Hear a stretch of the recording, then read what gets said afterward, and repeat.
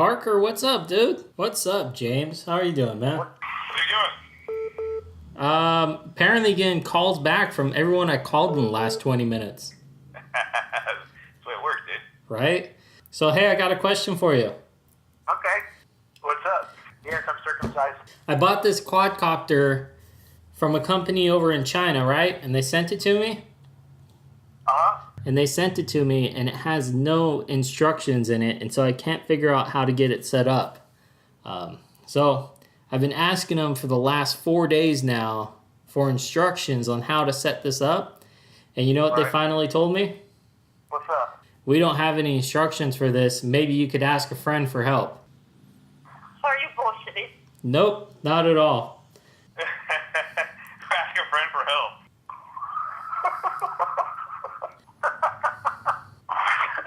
So, hey. I mean, they don't have any documentation in English or just at all? Well, they didn't send me any Chinese stuff, so I'm assuming just not at all. Damn. Hey, you want to help me set up my quadcopter? Oh, Alan, I'd love to. Oh, shit, yeah. I can, yeah? Like over the phone? Sure, if you want to go, international tech support style with it. You probably know more about shit than I do. How would I go about doing that? I guess. I don't know. Well, I appreciate the effort, sir. Yeah. When? I'll come over right now. But I'm actually completely kidding. I'm actually making a video of me calling my friends now and asking them if they could help, so. Okay, cool. All right, sir. Thank you very much. You're welcome, sir. You have a good one. Bye.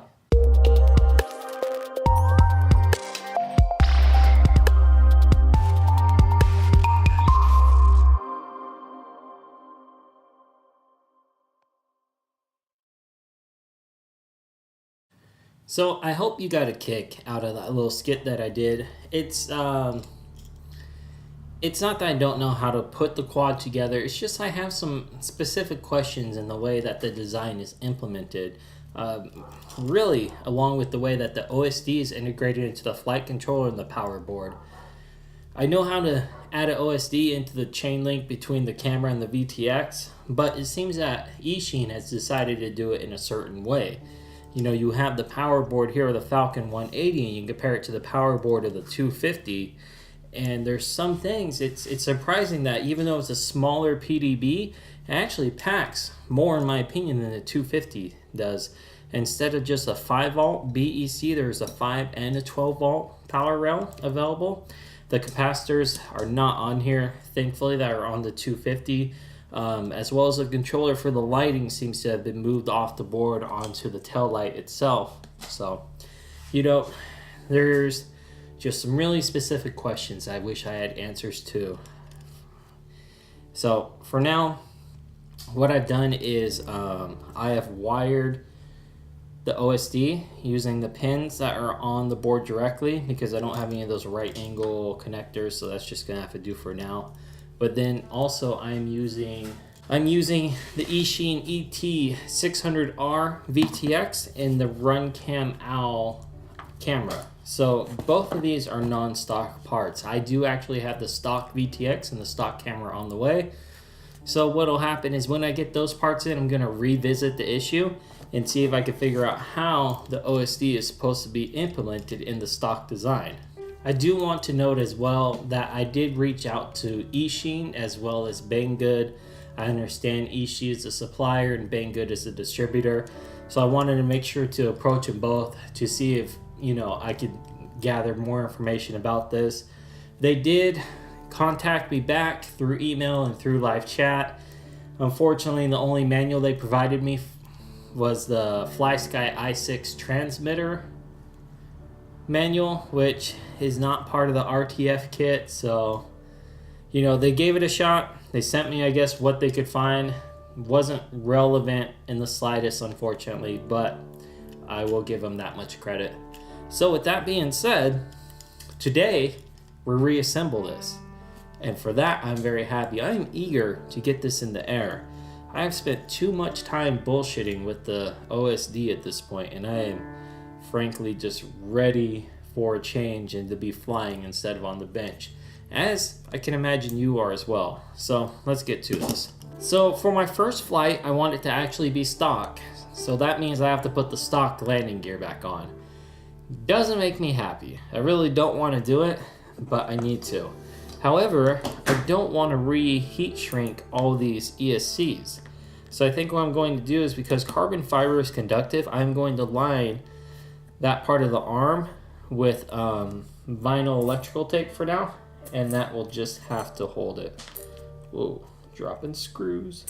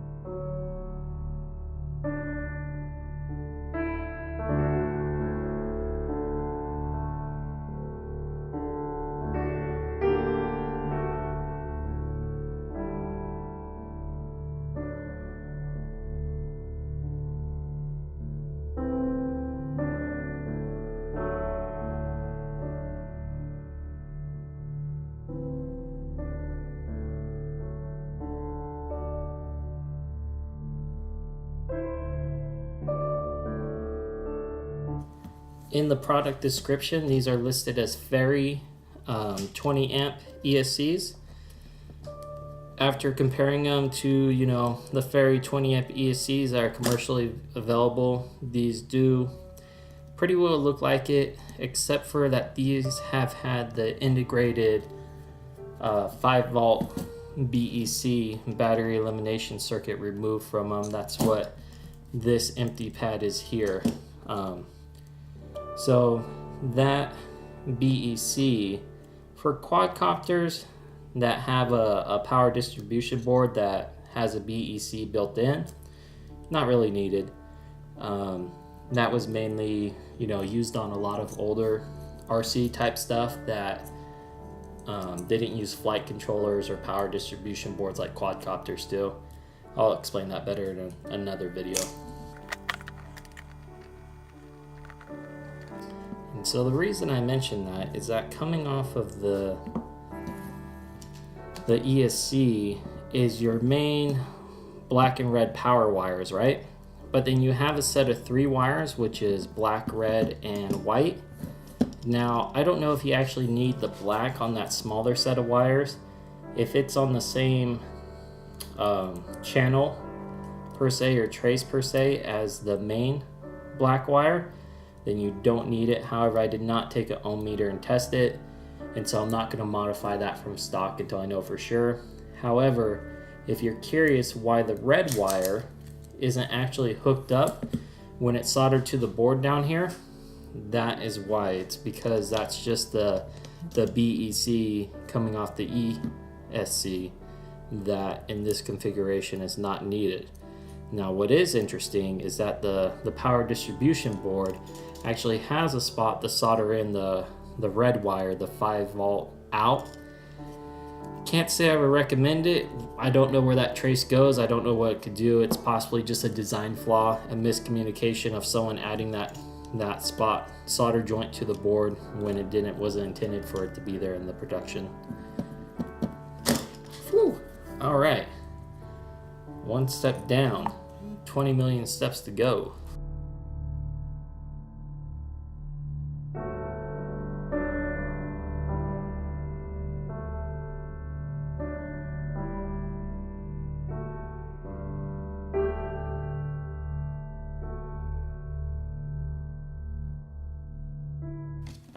So the flight controller, I know that I complained about the orientation of it. At first, I'm gonna leave it how it is. The If you didn't know, there's a little arrow on most flight controllers, and that arrow actually points the direction that you're supposed to fly. So it's really not the flight controller's fault that the USB port is inaccessible. It's typically just bad design of the quadcopter. So for now, I'm going to leave it. It will be one of the first mods coming up.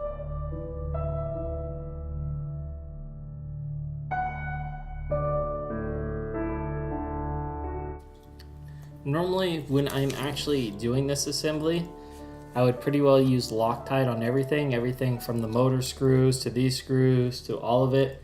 However, I think in the course of all the mods we're going to do, that these are going to come apart pretty rapidly. So I'm not going to use Loctite at the moment, but we'll do it when I think I'm reaching the final stage of the modifications on each part. So even with the flight controller, I actually have both the NAS 32 and the CC3D that are specific to this coming. And so this flight controller is going to get changed at least twice, if you don't count the third time of me reorienting the flight controller to get better position on the USB. Alright, so first things to plug in is basically anything that you would plug into these three ports, because they are going to be directly covered by the flight controller once it's installed. So for me right now, that's the main wiring harness. I do believe that one of these OSD connectors will be used. However, since I don't know how that goes right now, for now I just I'm going to have to do my best not to worry about it and go ahead and put it together anyways.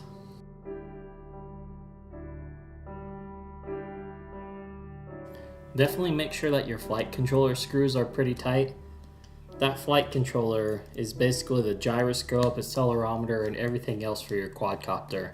So if there's any vibration between that and the quad itself, it's going to cause problems when you are flying. Basically, the more accurate those sensors are relative to your quad position and where it's moving, the better that flight controller can determine how it needs to fly and what power to apply to which motors.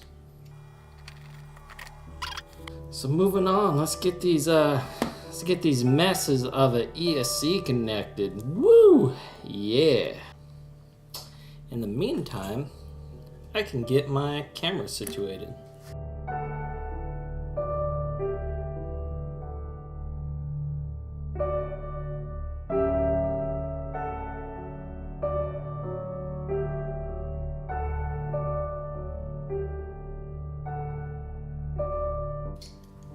Something that you'll see people do is actually take a small zip tie and put it through there. I do the same thing. It helps keep that platform from getting lost. And having lost one myself, I can really attest to that. You don't want the zip tie tight enough to prevent the vibration mount from doing its thing. You just want it there in case whatever is attached to it breaks. So it's just a last resort safety measure is all it is. Although I wish I had smaller zip ties now too. Even the small ones I have are a little large for that purpose.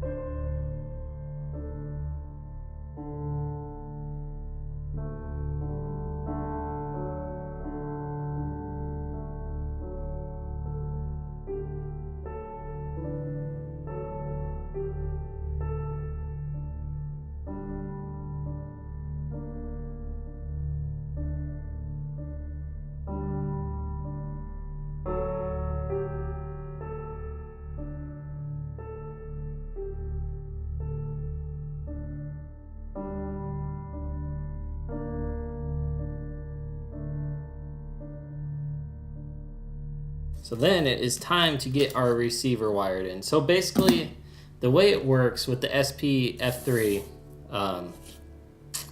by the way, this is a clone board.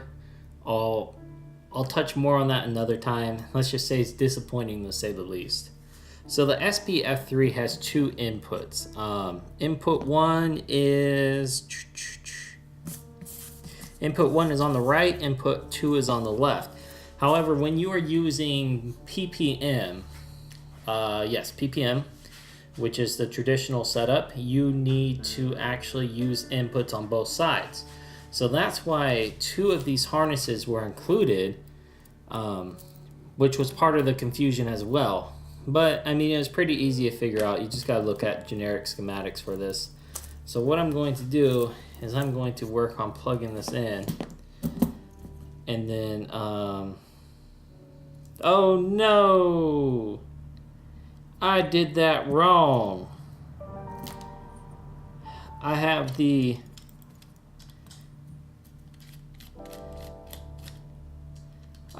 output plugged into input 1 or input 2. So yes, I know this is listed on the listing as a custom SP Racing F3 flight controller. It is not.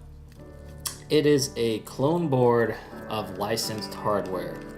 And yes, CleanFlight itself is open source. So there isn't a problem with this using CleanFlight. That's not the issue. The issue is that the hardware itself that this board has is licensed and shouldn't be cloned in this manner. And really there wasn't much anything custom done to it. Basically, the only part that's custom is instead of all the output solder pads, they basically cloned the entire board and then took this small daughter board and soldered it here. And that daughter board, if you look at the bottom, is literally just channels 1 through 4 and the positive and negative rail. So, you know, this is disappointing to say the least and should not have happened. And what's really sad is that the NAES32 and the CC3D are open source, and so having those 2 boards isn't an issue. And with all the work that it's taken to create their own versions of the CC3D and the NAES32, you know what they could have done just as easily? They could have made their own board that had all the same capabilities of the SP Racing F3 and ran CleanFlight. So, you know, when you think of it, they could have had a competition board instead of an illegal board, because clone boards of licensed hardware are illegal to sell in the US. So technically this board is illegal here. You know, it's just kind of sad that this is the route that they chose instead. So I'll shut up now. No more clone board rat.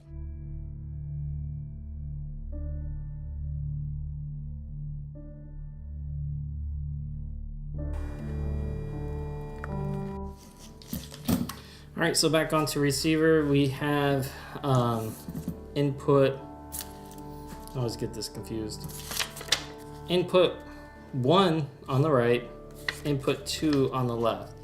But the way I have it facing, this is 2 and this is 1. No, the way I have it facing, this is 1 and this is 2.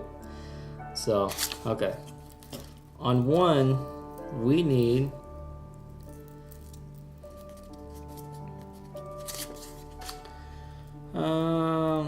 pin 3 is channel 1 PPM.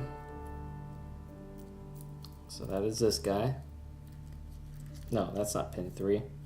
See, and that's what's confusing too, is that the power is on pin 5. On the receiver, that doesn't matter, because typically all the positive and negatives are connected as a rail. So you have a positive rail and a negative rail. But it's just a little confusing on the power. What's also odd is this little tail right here. This looks like it's supposed to plug into the power board, maybe to give some additional info for the OSD. However, again, with no documentation, there's no way to be able to tell. Back to what I'm doing. Channel 1, PPM. My signal wire is the last wire, so we are going to go bloop. And then pin 2 is channel 2. Or pin 4 is channel 2, better said. So there's my channel 1. There is my channel 2. Pin 5 is channel 5. Is this pin 5? This is pin 5. So channel 5 will actually receive power. Like so. I believe that is it for this one. Nope, channel 6 is pin 6. Pin 6 is green. So that'll be the last one there. Boom. Alright. And LED strip 3.3 volt. Okay, so now what I'm actually going to do is, because I'm not going to use these 2 wires, I'm going to actually remove them out of this harness. And the way you do that is, if you look, there's little tabs holding these little pins in on here. It's kind of like their big brother plugs, these black plugs, just miniaturized. And so if you're careful, you can lift the pin, you can lift the plastic tab and pull the pin out. And then that'll save you just a little bit of mess. And then if you want to add it back in later, so long as you don't break that plastic tab, it's not that hard to do. Just snap it back in, make sure that tab is adequately bent down so it doesn't cause any issues. And this one as well.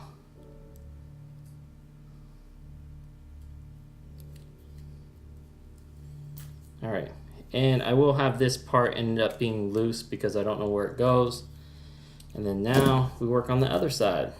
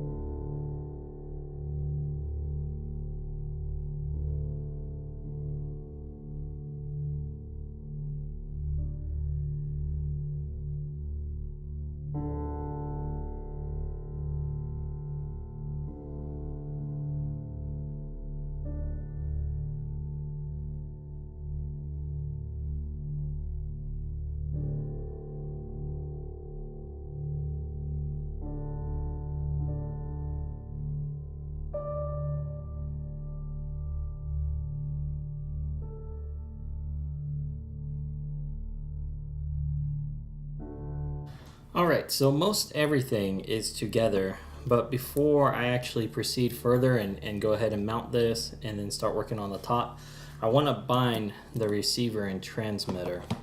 So let me get in here, and let me actually, I want to use model spot 2 for this. Okay, so that's done. Should power on to model spot 2. Yep. I'll rename it later. And basically, with the Eachine IA6, just plug in your bind plug, like so. If you don't have a bind plug, you just need to connect the 2 outside wires on the bind spot, which is typically the last one past channel 6. Plug in a battery. should start seeing lots of funky lights. Wow. Okay. All good signs, by the way. And fast blinking light here.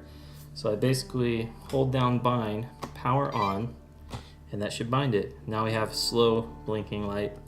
And once I shut this off again, it should start blinking fast again. Or not.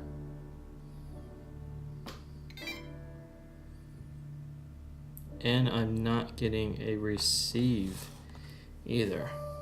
Oh, okay. So now that that's done, let's power that off. Unplug our battery. Remove bind plug. And then we will power on transmitter and plug this back in, and we should get, there we go. Have reception and everything else.